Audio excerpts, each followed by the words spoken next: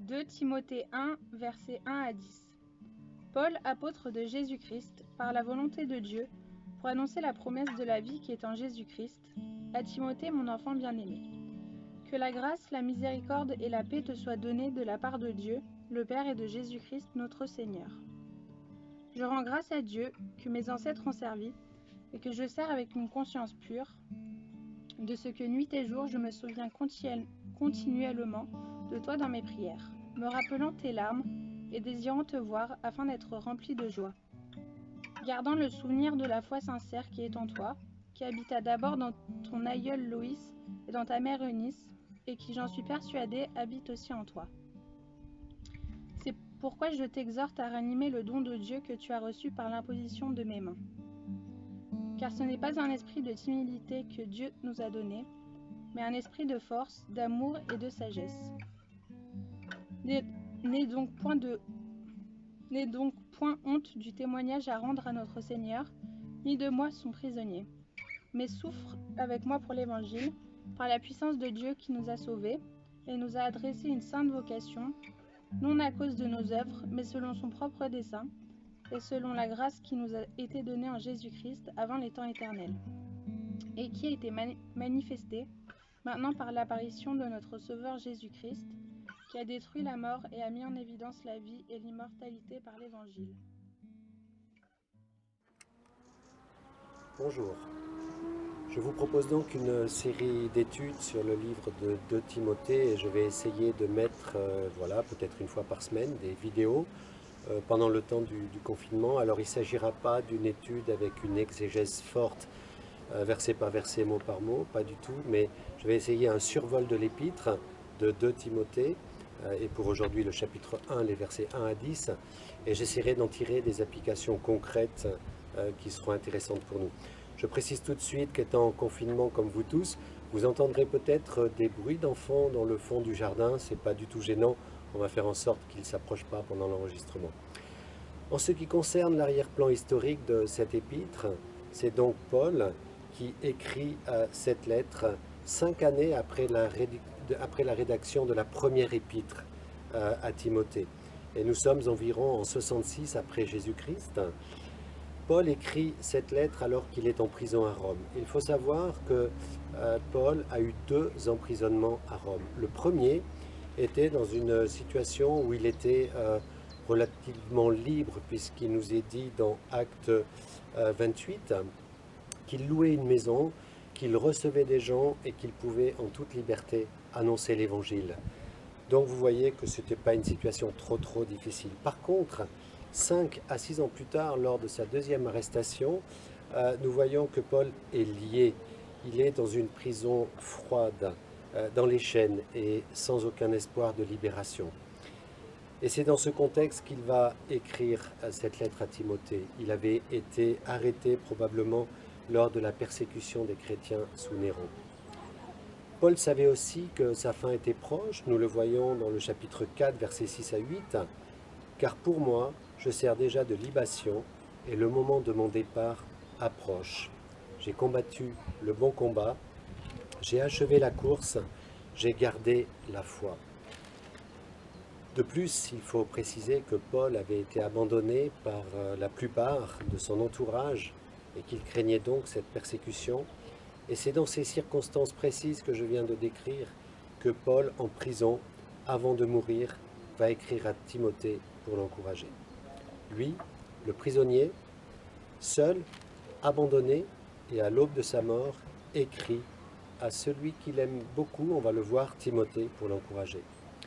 Il aurait tellement aimé recevoir la visite de Timothée. C'est précisé dans 2 Timothée 4,9, « Viens au plus tôt vers moi ». C'était un désir qui n'aura pas lieu vraisemblablement, mais un désir fort de Paul d'avoir Timothée auprès de lui.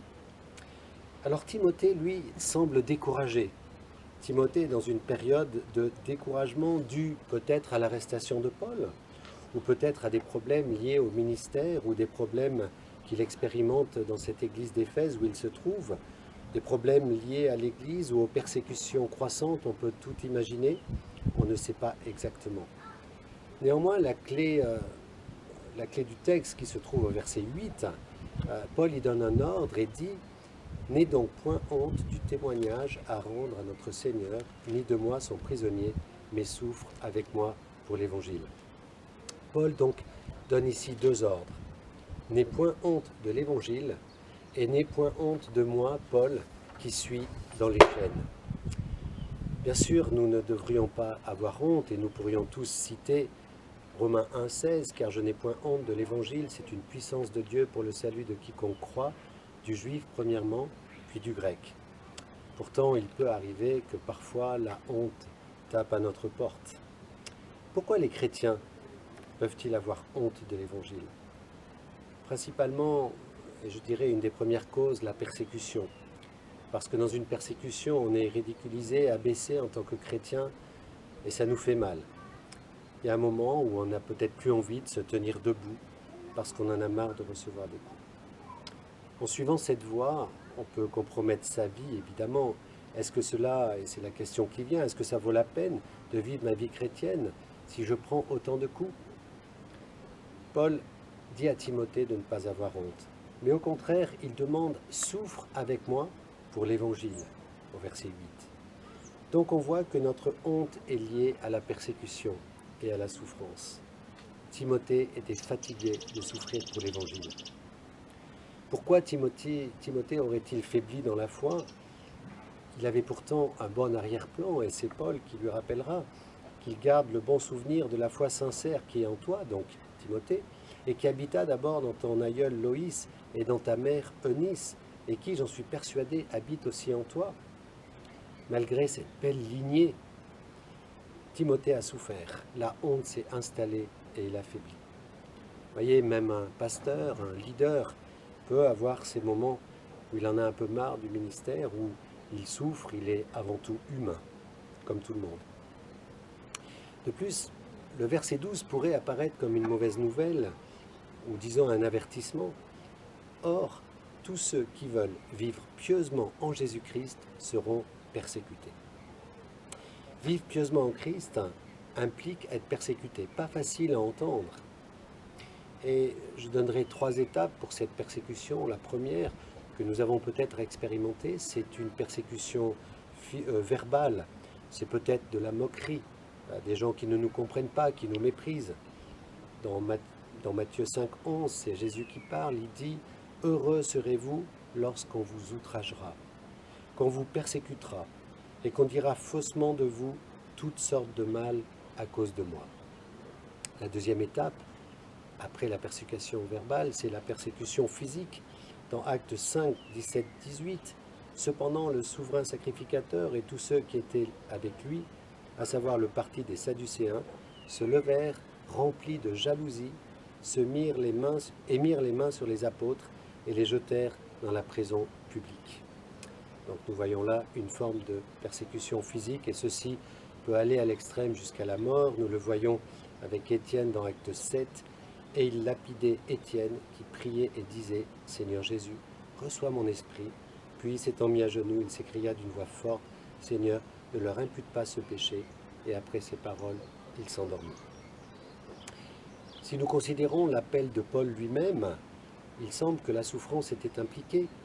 Lorsque Dieu a demandé à Ananias d'aller au-devant de Saul, qui deviendra l'apôtre Paul, au moment de sa conversion, il est dit dans Actes 9,15, « Mais le Seigneur lui dit, va vers cet homme qui est un instrument que j'ai choisi pour porter mon nom devant les nations, devant les rois et devant les fils d'Israël. » Mais Dieu ajoute au verset 16, « Et je lui montrerai tout ce qu'il doit souffrir pour mon nom. » L'appel de Paul au ministère, donc, comporte le fait de souffrir pour le nom de Jésus. Et la question pour nous, bien sûr, c'est « suis-je prêt à souffrir pour l'Évangile ?» Parce que cela peut coûter de suivre et de servir Jésus. Jésus lui-même a averti que cela n'était pas facile de le suivre. Matthieu 10, verset 24, « Le disciple n'est pas plus grand que le maître, ni le serviteur que son Seigneur. Il suffit au disciple d'être traité comme son maître et au serviteur comme son Seigneur. S'ils ont appelé le maître de la maison de Belzébul à combien plus forte raison appelleront-ils aussi les gens de sa maison? Ici, nous voyons la souffrance du disciple. Si Jésus a été persécuté, alors c'est possible aussi pour nous. Tôt ou tard, le disciple engagé, qui vit vraiment et pleinement pour Jésus, sera persécuté. Ce genre de persécution peut mener au découragement et cela a été certainement le cas pour Timothée. Le mot-clé dans le verset clé, le verset 8, c'est « n'est donc pas ». Donc dans la pensée de Paul, ce donc renvoie au verset précédent. Qu'est-il dit dans ces versets précédents? C'est ce que nous allons voir en 8 points, 8 moyens par lesquels Paul a essayé d'encourager Timothée, en espérant que cela peut nous encourager aussi. Le premier point par lequel Paul va encourager Timothée, c'est en lui rappelant son autorité. Paul, apôtre de Jésus-Christ, par la volonté de Dieu, pour annoncer la promesse de la vie qui est en Jésus-Christ. Paul rappelle donc qu'il est apôtre, et il ajoute qu'il n'est pas apôtre de sa propre volonté, mais par la volonté de Dieu. C'est important, bien sûr. Il rend clair que son apostolat n'est pas autoproclamé, c'est Dieu qui l'a appelé, et son but est d'annoncer la vie qui est en Jésus-Christ. Donc, c'est l'apôtre Paul, appelé par Dieu, qui écrit à Timothée. Quel encouragement! Imaginez l'impact sur le jeune Timothée. Le deuxième point, Paul encourage Timothée à cause de son amitié envers lui, et il le lui rappelle. Timothée, mon enfant bien-aimé, que la grâce, la miséricorde et la paix te soient données de la part de Dieu le Père et de Jésus-Christ notre Seigneur. Paul appelle Timothée mon enfant bien-aimé. Ailleurs, il dira mon enfant dans la foi. Nous voyons une relation spéciale qui unit Paul et Timothée. Même si Timothée a grandi avec une mère et une grand-mère qui étaient très croyantes dans la foi juive, bien sûr, c'est Paul qui aurait amené, semble-t-il, Timothée au Seigneur. Alors Paul dit, je suis apôtre, oui, mais toi tu es mon enfant. Paul prie pour la grâce de Dieu pour Timothée, mais aussi pour la miséricorde et la paix. Première pensée, que se développent dans nos églises, dans notre réseau, de telles relations, que des pères et mères spirituels se lèvent pour aider et aimer les nouveaux chrétiens. Avons-nous des pères et des mères spirituels? Avez-vous des fils et des filles spirituels? La troisième chose par laquelle Paul encourage Timothée, c'est en priant pour lui. Je rends grâce à Dieu que mes ancêtres ont servi et que je sers avec une conscience pure, de ce que nuit et jour, je me souviens continuellement de toi dans mes prières. Paul prie pour Timothée, continuellement nuit et jour, une façon de dire que Timothée est dans ses pensées, qu'il est conscient des difficultés que traverse Timothée. Le fait que Paul prie pour lui doit avoir encouragé Timothée. Nous voyons ici Paul, l'apôtre, qui encourage Timothée dans ce temps très difficile que lui, il vit. Alors bien sûr, je ferai un parallèle dans ces temps de confinement. Notre temps de prière semble augmenter, nous avons plus de temps. Prions les uns pour les autres, pour l'Église, pour le monde. Merci aux groupes WhatsApp dans lesquels nous voyons circuler beaucoup de sujets de prière. Et c'est vraiment quelque chose de super. Quatrième point, la compassion. C'est Paul qui parle et qui dit « me rappelant tes larmes ». Paul, semble-t-il, se souvient avoir vu Timothée pleurer. Comme vous le voyez, même les leaders peuvent pleurer et c'est une bonne chose. Pourquoi et quand avait-il pleuré? Peut-être lorsque Paul l'a quitté au moment de la séparation. Peut-être les larmes sont-elles dues à la persécution vécue, ou peut-être étaient-ce des problèmes, comme je l'ai déjà mentionné dans l'Église. On ne sait pas exactement, mais on pense quand même que c'est la séparation avec Paul qui avait causé ces larmes. Car la suite du verset dit « et désirant te voir » afin d'être rempli de joie. Paul est attentif à la consolation de Timothée. Il veut sincèrement l'aider. Il ne le juge pas, mais il veut l'aider. Nous devons pleurer avec ceux qui pleurent, nous dit la Bible. Je me souviens de ce SDF rencontré il y a pas mal d'années à Paris. Et alors que j'écoutais sa vie, j'étais ému aux larmes en me disant « mais si j'avais vécu la même chose ?» que serais-je devenu? Pleurons sur les conditions de nos frères et sœurs, portons les fardeaux des uns les autres. Cette semaine, j'ai vu cela sur le groupe WhatsApp de Lisieux, une sœur de Lisieux a été prendre le chien d'une autre sœur qui doit être hospitalisée. Alors ça, c'est formidable, et c'est des réponses aux prières qui sont véhiculées au travers de nos groupes WhatsApp. Le 5e point parle de la proximité et de cette volonté que Paul avait de vouloir être proche de Timothée et désirant te voir afin d'être rempli de joie. Paul, je le rappelle, en prison, en fin de vie, aurait eu besoin de compagnons. On sait que Onésiphore l'avait trouvé et ça avait rempli le cœur de Paul de joie, mais il aurait tellement voulu voir Timothée. Et tout cela pour être encouragé. Aujourd'hui, on peut être séparé sans être véritablement séparé. Nous avons, même dans ce temps de confinement, la technologie avec WhatsApp, avec Skype, avec tous les outils de communication, avec le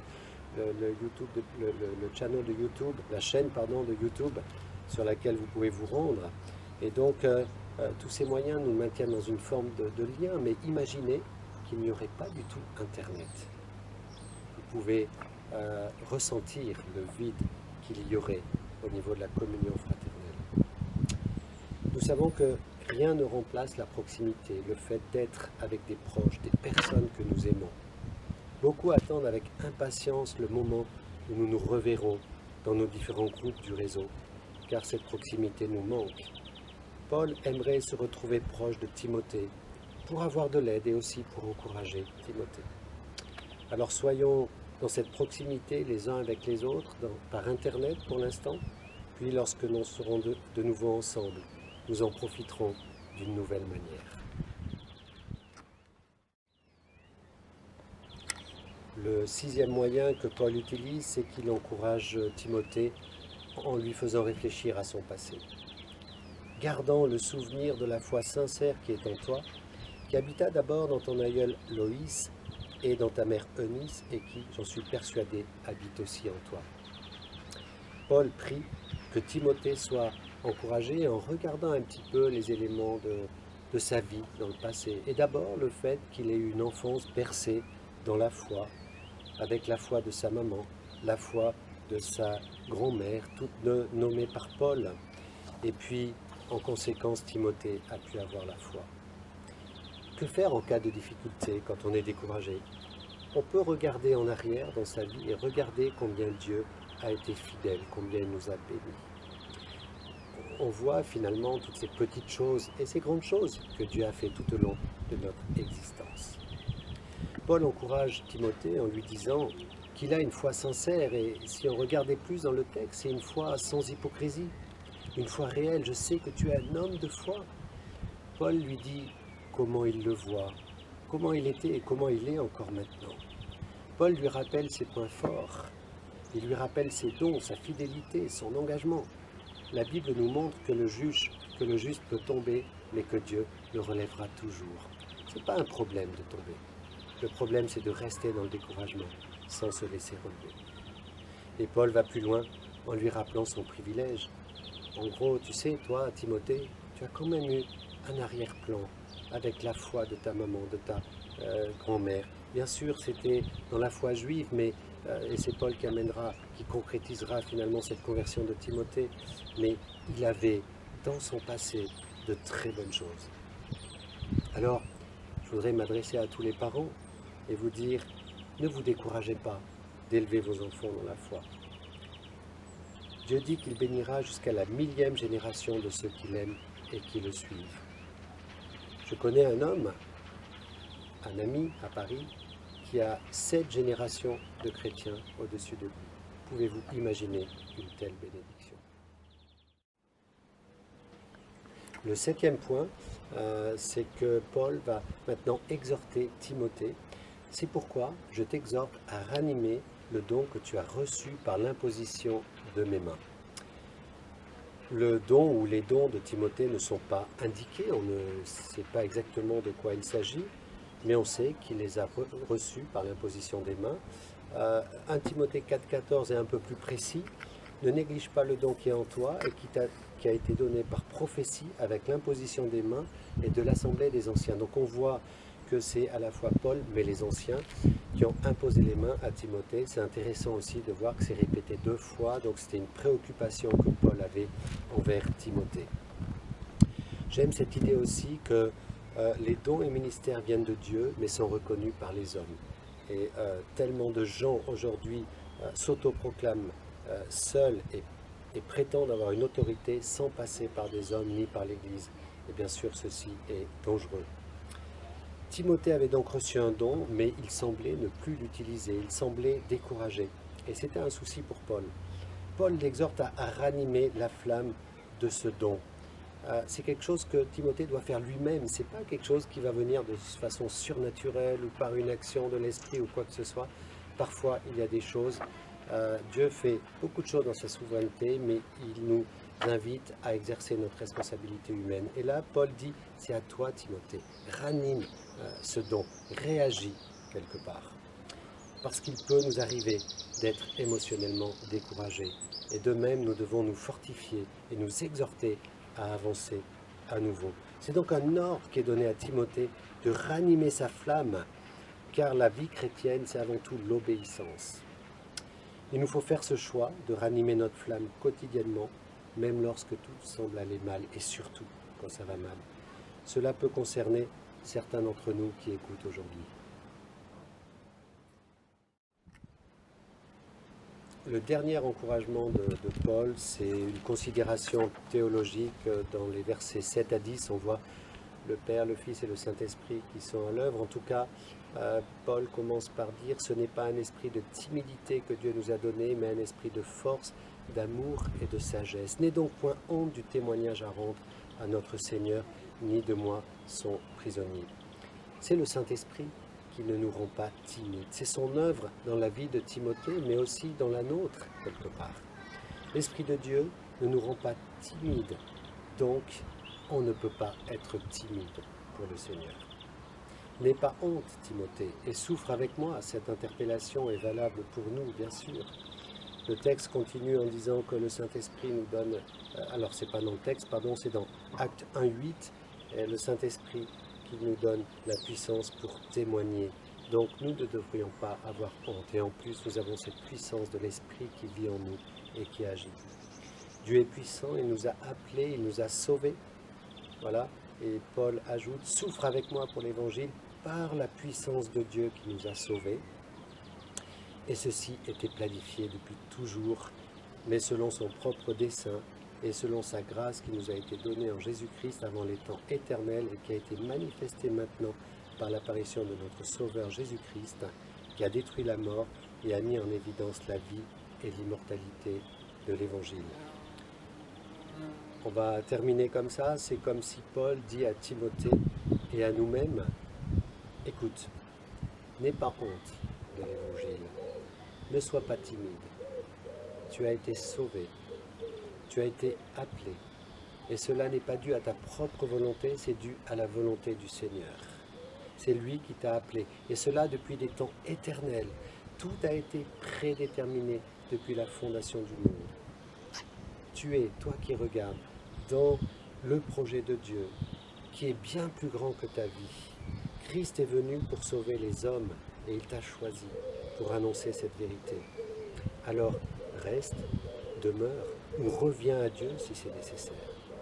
Si quelqu'un est découragé en écoutant cette vidéo, c'est un encouragement à revenir à Dieu et à se laisser interpeller, à se laisser encourager. Et je t'exhorte comme Paul à ranimer ta flamme. Que Dieu te bénisse et qu'il bénisse chacun d'entre vous.